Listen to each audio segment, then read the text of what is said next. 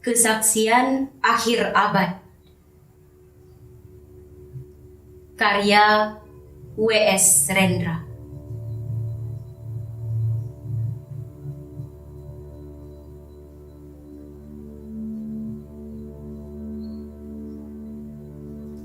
Ratap tangis menerpa pintu kalbuku. Bau anyir darah mengganggu tidur malamku. Oh, tikar tafakur. Oh, bau sungai Tohor yang kotor. Bagaimana aku akan bisa membaca keadaan ini?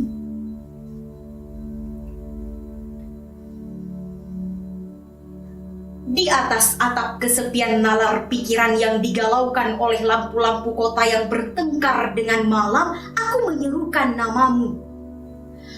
Wahai para leluhur Nusantara, oh Sanjaya, leluhur dari kebudayaan tanah, oh Purnawarman, leluhur dari kebudayaan air, kedua wangsamu telah mampu mempersekutukan budaya tanah dan air. Oh Resi Kuturan, oh Resi Nirarta, empu-empu tampan yang penuh kedamaian. Telah kamu ajarkan tatanan hidup yang aneka dan sejahtera, yang dijaga oleh Dewan Hukum Adat. Oh, bagaimana aku bisa mengerti bahasa bising dari bangsaku kini?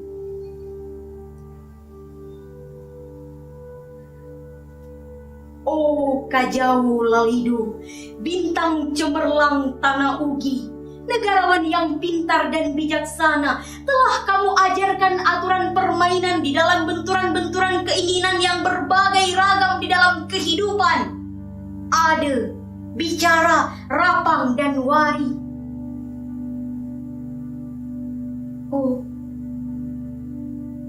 lihatlah. Wajah-wajah berdarah dan rahim yang diperkosa muncul dari puing-puing tatanan hidup yang porak-poranda. Kejahatan kasat mata tertawa tanpa pengadilan. Kekuasaan kekerasan berak dan berdahak di atas bendera kebangsaan.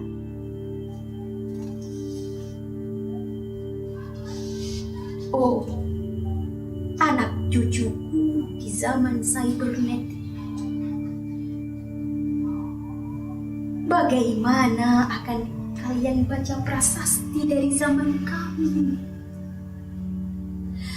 Apakah kami akan mampu menjadi ilham kesimpulan, ataukah kami justru menjadi sumber masalah di dalam kehidupan?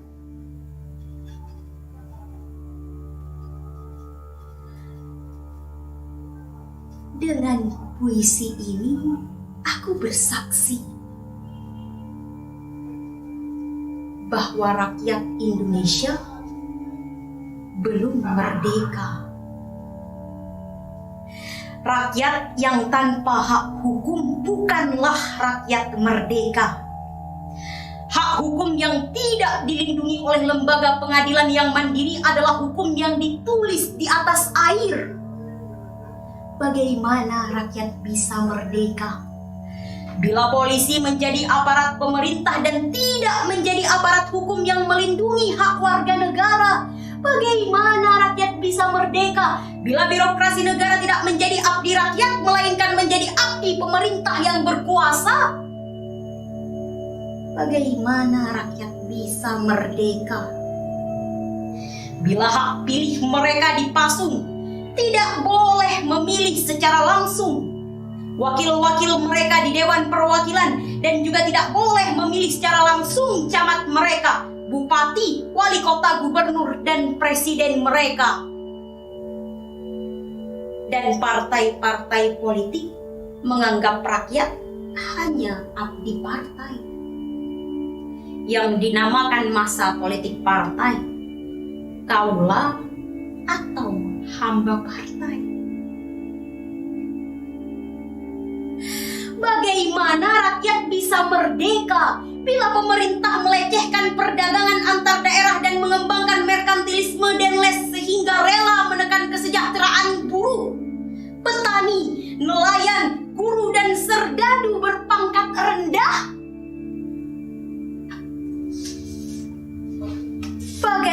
mana rakyat bisa merdeka bila provinsi-provinsi sekadar menjadi tanah jajahan pemerintah pusat? Tidak boleh mengatur ekonominya sendiri, tatanan hidupnya sendiri, dan juga keamanannya sendiri. Ayam, serigala, macan, ataupun gajah, semua peka pada wilayahnya. Setiap orang juga ingin berdaulat di dalam rumah tangganya. Setiap penduduk ingin berdaulat di dalam kampungnya. Dan kehidupan berbangsa tidak perlu merusak daulat kedaerahan.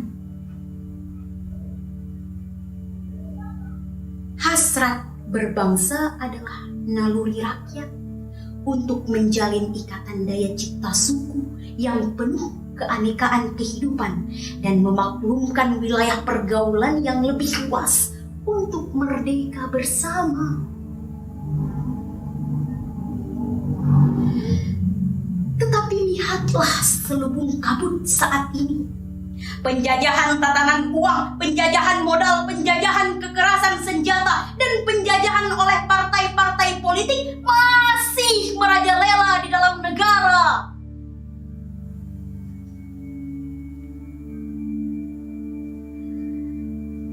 Dengan puisi ini, aku bersaksi bahwa sampai saat puisi ini aku tanda tangani, para elit politik yang berkedudukan ataupun yang masih di jalan tidak pernah memperjuangkan sarana-sarana kemerdekaan rakyat. Mereka hanya rusuh dan gaduh memperjuangkan kedaulatan golongannya dan partainya sendiri. Mereka hanya bergulat untuk posisi sendiri. Mereka tidak peduli dengan posisi rakyat, tidak peduli pada posisi hukum, posisi polisi, ataupun posisi birokrasi. Dengan picik, mereka akan mendaur ulang malapetaka bangsa dan negara yang telah terjadi.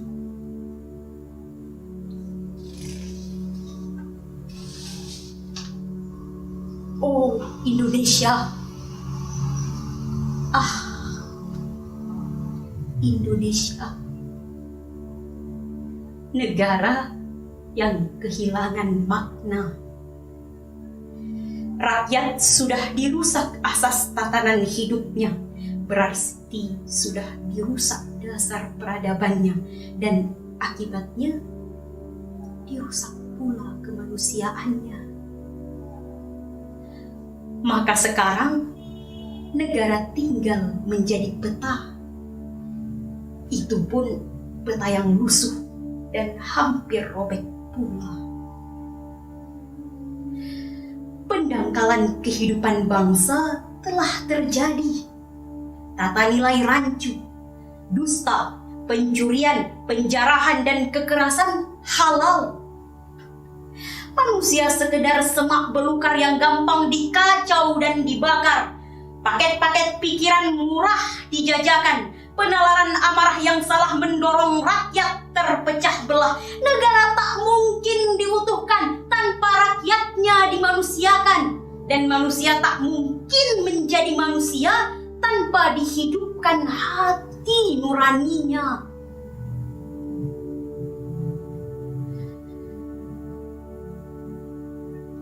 Hati nurani adalah hakim adil untuk diri kita sendiri. Hati nurani adalah sendi dari kesadaran akan kemerdekaan pribadi. Dengan puisi ini, aku bersaksi bahwa hati nurani itu meski dibakar tidak bisa menjadi abu. Hati nurani senantiasa bisa bersemi meski sudah ditebang putus di batang. Begitulah fitrah manusia. Ciptaan Tuhan yang Maha Esa.